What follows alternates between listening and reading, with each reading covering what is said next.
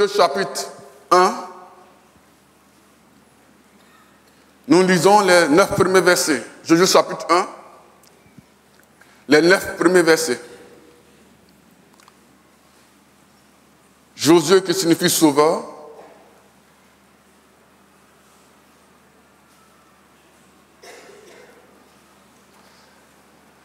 Josué chapitre 1, les 9 premiers versets.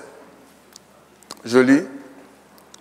Après la mort de Moïse, serviteur de l'Éternel parla à Josué, fils de Noum, serviteur de Moïse, et lui dit, Moïse, mon serviteur, est mort.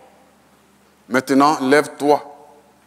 Passe ce Jourdain, toi et tout ce peuple, pour entrer au pays que je donne aux enfants d'Israël.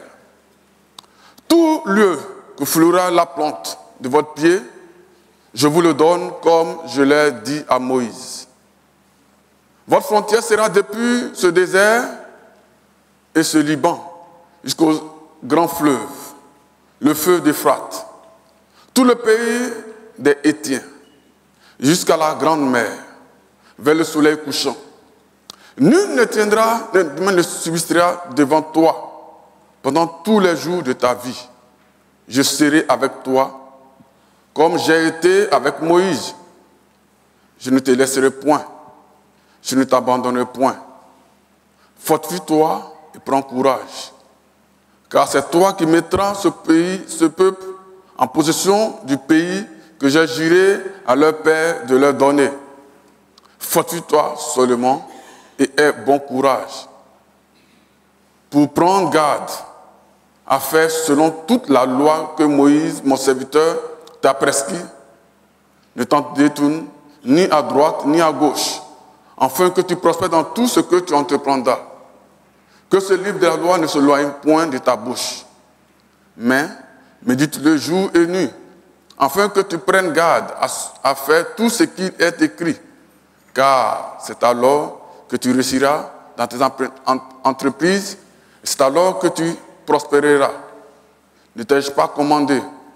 Fortifie-toi et prends courage, ne t'épouvante point et ne t'effraie point, car l'Éternel ton Dieu est avec toi partout où tu iras. Amen. Bien-aimé, encore que Dieu bénisse sa parole et que sa grâce se repose sur nos vies. Oui, lorsque nous parcourons la Bible, de la Genèse jusqu'à ce que nous arrivons ici dans le livre de Josué, Dieu, dans ce souci de se faire un peuple, une famille, une nation, va se chercher des instruments. Et il s'est choisi Moïse, qui, sauvé des eaux, aura cette grande charge de cette mission. Il sera formé avec ses parents, d'abord éduquer ses parents, et après amené dans la cour de Pharaon. Il va passer un bon nombre d'années de formation. Après cela, à cause de sa foi en Dieu et de sa conviction, il sera obligé de fuir pour aller à Madian, où il va épouser Séphora. Et après avoir passé encore 40 ans, Dieu se révèle à lui pour l'envoyer en mission en Égypte, pour libérer son peuple et le conduire au pays de Canaan. Après plusieurs épreuves et difficultés, il va faire sortir ce peuple de l'esclavage pour le faire entrer dans ce beau pays promis comme héritage. Et là, à la rentrée de ce peuple, de ce pays promis, Canaan, sa mission va s'arrêter. Alors il sera rappelé à Dieu. Dieu va se choisir encore un autre serviteur pour continuer cette œuvre, cette mission, en la personne de Josué, comme nous voyons. Dieu va lui faire une adresse particulière, une exhortation, afin qu'il puisse accomplir sa mission.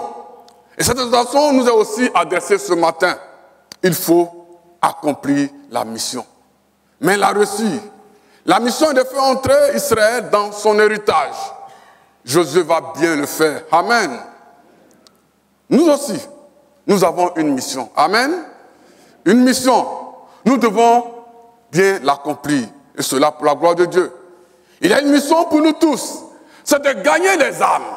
C'est d'aller et annoncer l'évangile de Christ. De dire à ce monde, de dire aux perdus, de dire aux opprimés que Christ est mort pour eux. Et selon Matthieu 28, verset 19 à 20. Et cela, c'est avec l'aide du Saint-Esprit. Et au-delà de cette mission, il y a des missions individuelles. Une tâche individuelle que Dieu nous confie. Alors il faut bien faire cette tâche. D'où l'intitulé de ce thème, accomplis ta mission. Et bien aimé, nous devons accomplir notre mission.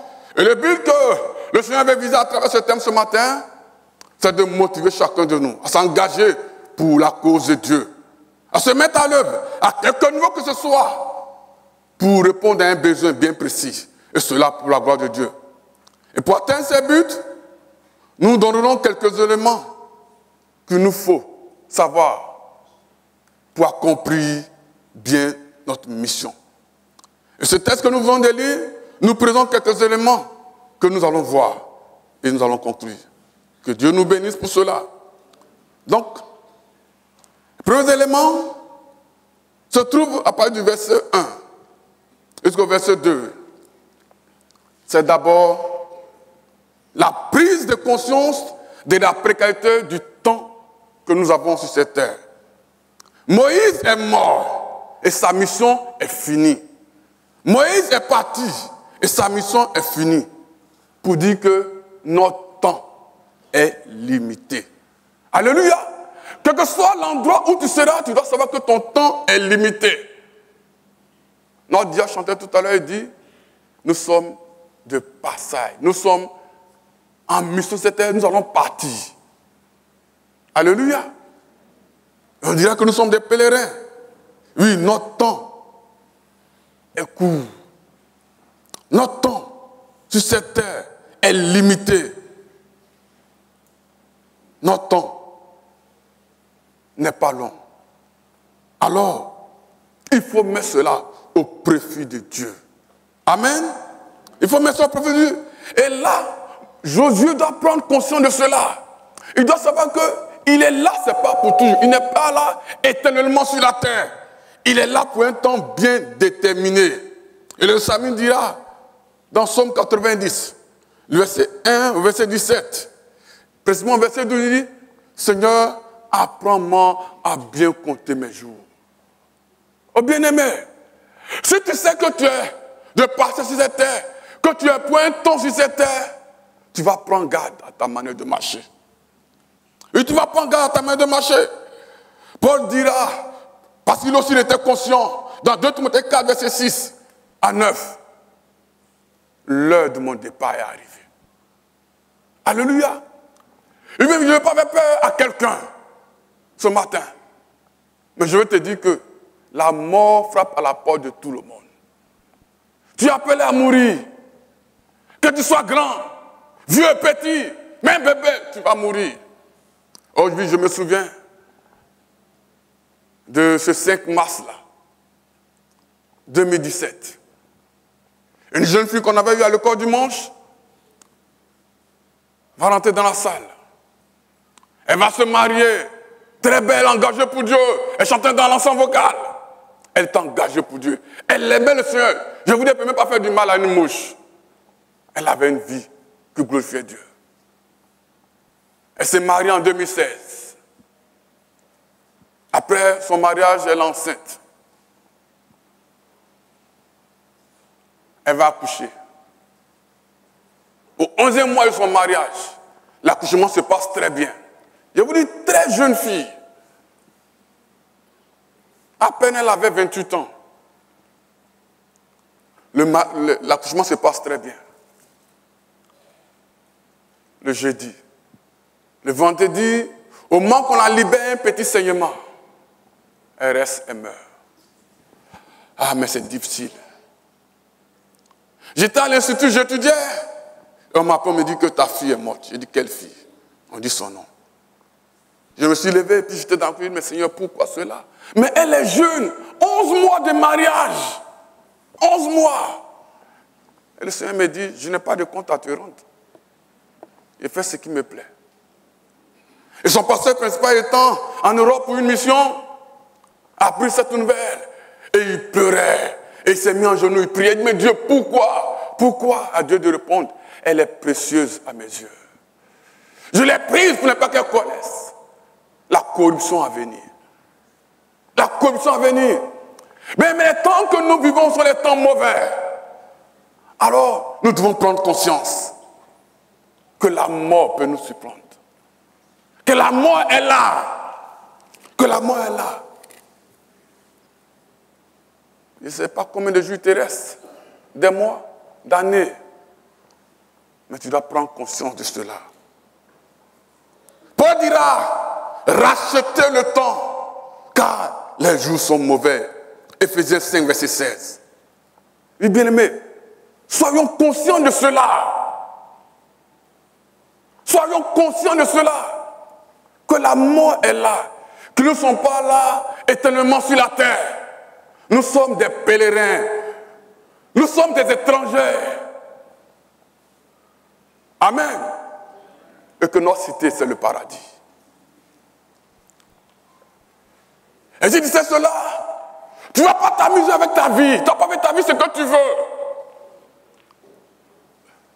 Que le Seigneur nous aide à comprendre cela. Oui, que le Seigneur nous aide à comprendre cela. La deuxième leçon que nous devons encore retenir, je ne vais pas dire le deuxième élément, au verset 2, il dit, lève-toi. Lève-toi. Oui. Josué, lève-toi. Moïse n'est plus. Moïse est mort. Moïse est parti. Maintenant, lève-toi. C'est de se lever. Pour qu'on se lève. Soit on est assis ou on est couché. Alors Dieu te dit, lève-toi. Se lever de tout ce qui nous a fait coucher. Amen. Pour dire que pour Dieu là, la récréation est terminée. Le temps du sommeil est terminé. Le temps des distractions est terminé. Le temps de l'activité est terminé.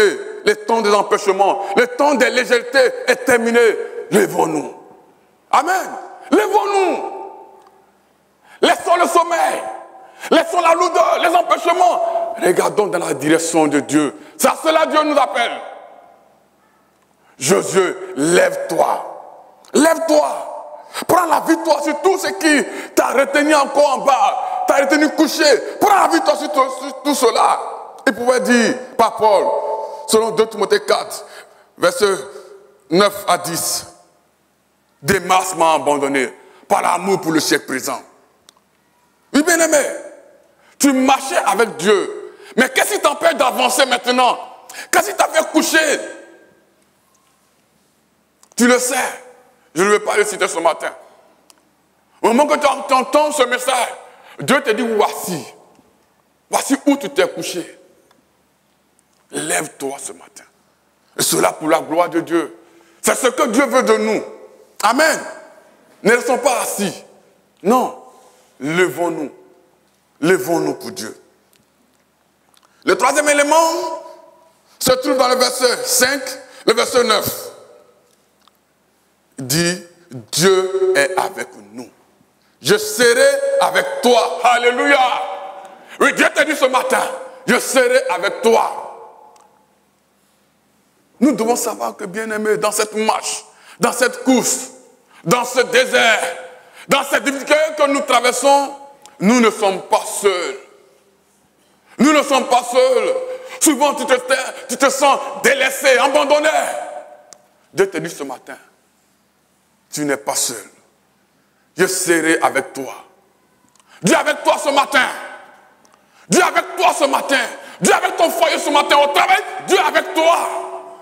Même quand tu traverses le vallée de l'homme de la mort, ton Christ, celui qui est vivant sur la mort, sur les difficultés, sur les épreuves, est avec toi. Bien-aimé, est-ce que Dieu a abandonné Joseph quand il était en Égypte? Non. Dieu ne l'a pas abandonné. On voit cela dans Genèse 39. Dieu était avec lui. Et Dieu lui rassurait de son amour, de sa présence. Et bien-aimé, tu dois savoir que Christ est avec toi. Amen. Et c'est pour cela, Christ étant mort, il est parti. Après être ressuscité, il nous donne un consolateur. Après le Saint-Esprit, selon Jean 14, verset 16. Oui, ce consolateur qui est toujours avec nous, qui nous console. Et il est important que chaque jour, nous disons ce consolateur, soit mon compagnon, soit mon ami, soit mon collaborateur. C'est important. Les 3 amis de Daniel dans la fournaise ardente, dans Daniel 3, verset 1 à 30.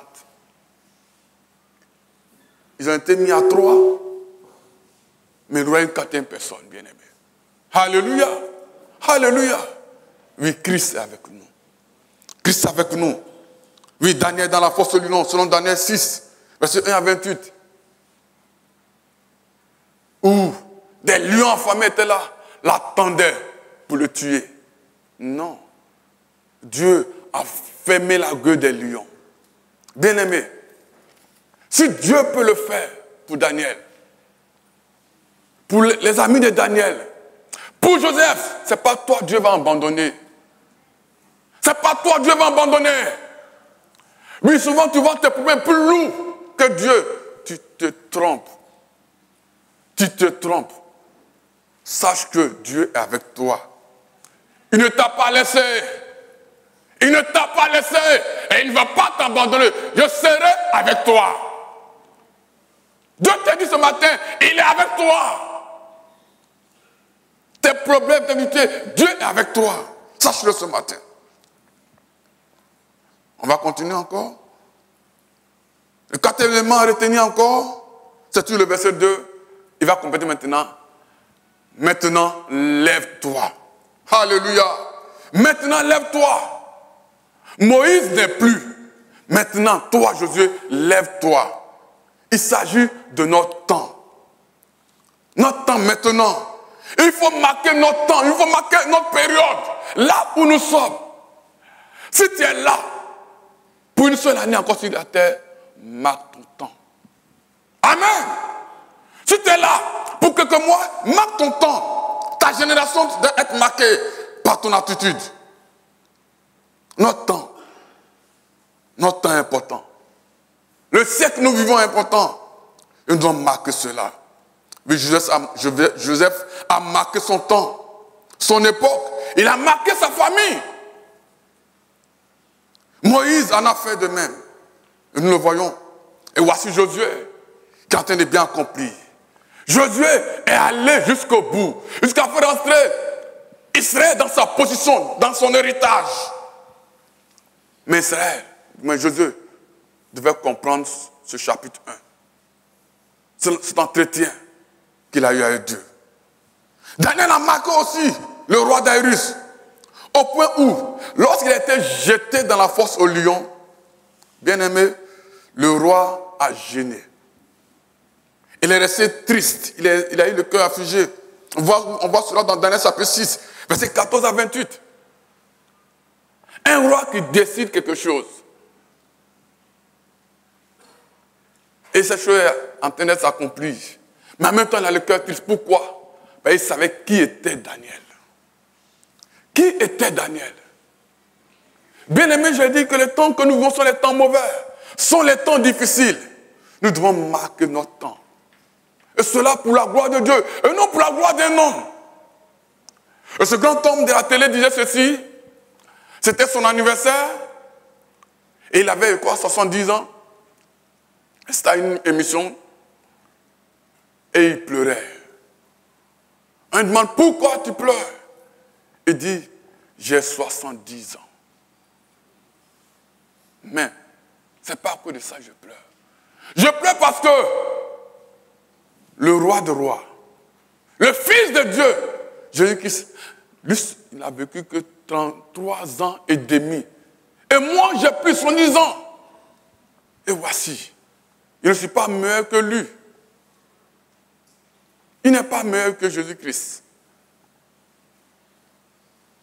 Mais il a 70 ans. Quelle grâce! Quelle grâce! Pour dire, bien-aimé, si Dieu te donne encore 1 an, c'est pour que tu puisses te racheter. Dis-toi que l'année passée, sûrement tu as échoué dans ta marche. Ta marche n'as pas plu à Dieu comme il le fallait, allez te donner encore une année, des mois encore de grâce, pour que tu puisses parfaire cela. Alléluia. Bien aimé, est-ce que nous comprenons cela? Souvent on pense que, puisque Dieu m'a donné encore une année, joyeux anniversaire, pour les contents, oui, c'est beau. Mais la charge est encore plus grande. Est-ce que Dieu te demande? Ce que Dieu veut pour toi, c'est que tu sois meilleur. Et c'est là pour sa gloire. Lève-toi maintenant. Tu dois marquer ton époque. Tu dois marquer ta famille. Tu dois marquer ton histoire. Il ne faut pas rester couché. Lève-toi maintenant. Lève-toi pour l'œuvre de Dieu. Lève-toi pour l'évangélisation. Mais lève-toi aussi pour le salut de ton foyer. Pour le salut de tes enfants. Lève-toi. Dans le groupe dans lequel tu travailles. Lève-toi. Alléluia. C'est maintenant. Maintenant. Ce n'est pas à remettre plus tard. C'est maintenant. C'est ce que Dieu veut pour nous. Amen. Que nous comprenons cela. Les grands hommes de Dieu dans la Bible ont marqué leur temps. Veux-tu marquer ton temps? Veux-tu marquer ton époque? Ou après toi on dira, aïe, celui-là il était comme ça, mais c'est grave. Non. Qu'après toi on dise, il y avait un homme. Amen. Il y avait une femme. Il y avait une servante de Dieu. Il y avait un serviteur de Dieu. C'est ce que Dieu veut pour nous. Et non pas pour nous notre gloire, mais pour la gloire de Dieu. Le 5e point, verset 6, verset 7 et verset 9 dit, il faut te fortifier. Fortifie-toi et prends courage. Bien-aimés, nous devons nous fortifier. Nous devons prendre courage. Pourquoi nous fortifier et pourquoi prendre courage? 1. À cause de la mission. À cause de la mission. La mission que nous avons confiée est une mission qui est grande. Amen. Quelle une mission qui est grande. Moïse a fait pour lui. Il est arrivé là. Toi, Dieu, tu dois faire pour toi. Il n'est plus. Il était là avant pour te conseiller. Maintenant, il n'est plus. Fais pour toi. Alors fortifie-toi. Sois fort. Parce que la mission est grande. Même nous avons une mission, comme je l'ai dit. C'est d'annoncer Christ. Mais chacun a une mission particulière que Dieu lui donne. Et que actuellement, Dieu ouvre tes yeux sur cette mission. Tu as besoin d'être fort. Amen. Tu as besoin de prendre courage pour cela. Parce que la mission est grande. Mais pourquoi se fortifier? À cause de l'ennemi. À cause de la présence de l'ennemi. Il faut être fort. Il faut être fort. L'ennemi est là. Satan rôde. Satan ne dort pas. Il sait qu'il est vaincu. Il sait que sa place est l'enfer. Mais il ne peut pas aller seul. Et pour cela, sois conscient et fortifie-toi. Fortifie-toi. Pourquoi se fortifier encore? À cause des temps qui sont difficiles. À cause des fins des temps. Dans 2 Timothée 3, versets 1 à 5, les temps sont difficiles. Les temps sont mauvais. Ce n'est pas le temps de s'arrêter et de prendre récréation. Ce n'est pas le temps de dormir. Paul dit, les derniers temps seront difficiles. Les gens abandonneront la foi. Selon 1 Timothée 4, verset 1. Et je lui pose la question de savoir si à son retour il aura encore la foi sur cette terre. Selon Luc 18, verset 8. Donc ce matin, Christ te pose la question. Quelle est ta foi? Le degré de ta foi. Et quand il viendra, est-ce qu'il va trouver cette foi en toi? Cette foi en toi? Ou bien tes difficultés, tes soucis, les soucis de ce siècle ont envahi ta foi? Non. Relève-toi. Relève-toi. Sois conscient de cela. Sois conscient de cela. Où est ta foi? Pour accomplir cette œuvre, nous avons besoin de cette foi. Et pour ça, nous devons être forts. Nous devons être forts. Oui, quelques éléments pour fortifier notre foi. Bien aimé, il y a la prière. Il y a la prière. Oh, nous sommes trop pris par nos activités. Nous ne prions plus. À peine tu t'es réveillé, il te fait tard. C'est en route, tu pries. Seigneur, bénis-moi, je mets au travail. Souvent, j'ai été moniteurs, souvent le dis aux enfants, ça veut dire que tu as déjà avalé 2 coups de foutou, tu dis, Seigneur, bénis ce repas. Non. Nous avons besoin de la prière. La prière. Alléluia. La prière. C'est cette prière qui va nous aider à aller jusqu'au bout. Un autre élément là, il y a la parole de Dieu. Josué médite ce livre jour et nuit et tu réussiras. Oh, les chrétiens n'aiment plus les Bibles. La Bible, la parole de Dieu, la nourriture de notre âme. Quelle place cette Bible occupe dans ton cœur? Reviens à la parole de Dieu. Médite le jour et nuit et tu réussiras. Amen. Un autre, c'est ce que nous venons de faire tout à l'heure, c'est le repas de la Sainte Seine. Bien aimé, c'est important. Comme ça, veillons sur nos vies pour ne pas se priver de ce repas. C'est ce repas qui nous fortifie. C'est ce repas qui nous permet d'avancer aussi avec Dieu.